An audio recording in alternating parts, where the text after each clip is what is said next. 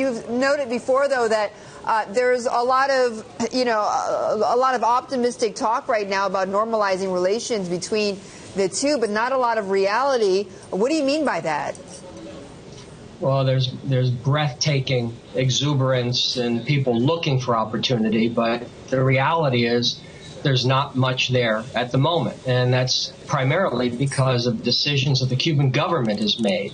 President Obama has made a lot of initiatives, but the Cuban government has basically been silent on all, with the exception of allowing more visitors into Cuba.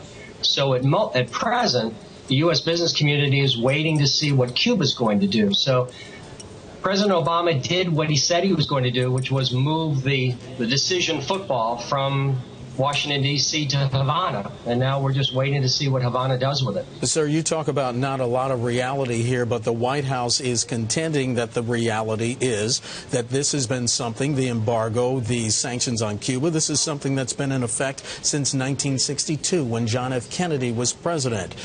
Has this been successful? Has what's been going on for half a century been successful? Well, you can find a lot of people to argue components of U.S. policy and U.S. law have been successful, and you'll find others that argue against it. What I can tell you, and I think probably what's the most important, is since President Obama's announcements in December, we've had 8 months. And in those 8 months, U.S. businesses have not gotten a lot. U.S. exports to Cuba continue to decline. Cuba has gotten a lot. They were taken off the sanctions list. The embassies have been reestablished. And basically, the U.S. has been bait. Cuba's able to go around the world and say, hey, the U.S. wants to come back. In small areas, the U.S. is back, so you better get in. So short to medium term, Cuba's benefited. But the U.S. business community remains optimistic. I'll segue into Mrs. Clinton's statements today.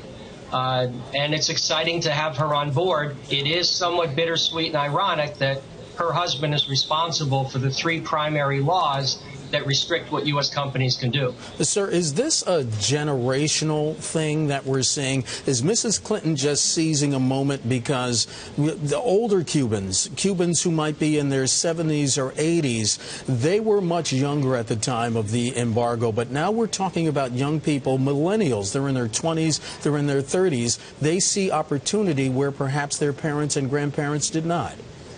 You are correct.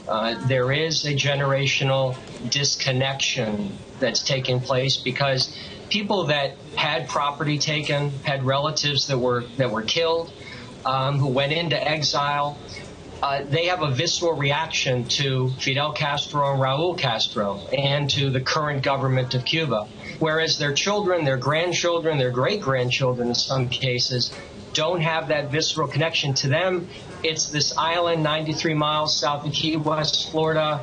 There's an old bearded guy that's running the place, and we'd like to go back and see the beaches, smoke cigars, and drink some rum, and have a good time.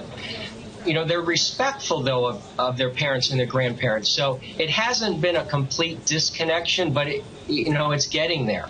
So, what Mrs. Clinton did today isn't exactly courageous. She's acknowledging an existence. She did, though, raise 2 important points that the business community is going to watch carefully. First, she did say she wanted to see more people in Cuba. That potentially helps U.S. companies because there are more people to sell to. And secondly, she talked about joint ventures for U.S. telecommunications and communications companies. Currently, under President Obama's initiative, they're only able to export product, equipment. Yeah. So that would be interesting to see. Okay, and John, we don't have a whole lot of time, but I do want to play for you because you mentioned Hillary Clinton. We have actually a moment in her speech today where she addressed some of the critics. Let's just play that for you guys. I understand the skepticism in this community about any policy of engagement toward Cuba. As many of you know, I've been skeptical too. But you've been promised progress for 50 years, and we can't wait any longer for a failed policy to bear fruit. We have to seize this moment. And, you know, John, the president himself says that the longer we keep the embargo in place, the easier it becomes still easy for Cuba to use the embargo as a scapegoat for their own lack of progress. The president's absolutely right. You know, Mrs. Clinton, made some interesting remarks. You know, it's going to be seeing now what she does. We want to know how she's going to support the certified claimants. And we'd also like to know, is she going to push while she's a candidate for changes in U.S. law? But that's going to be a tough slog because this Congress is unlikely to embrace any changes with Cuba leading into a presidential election year.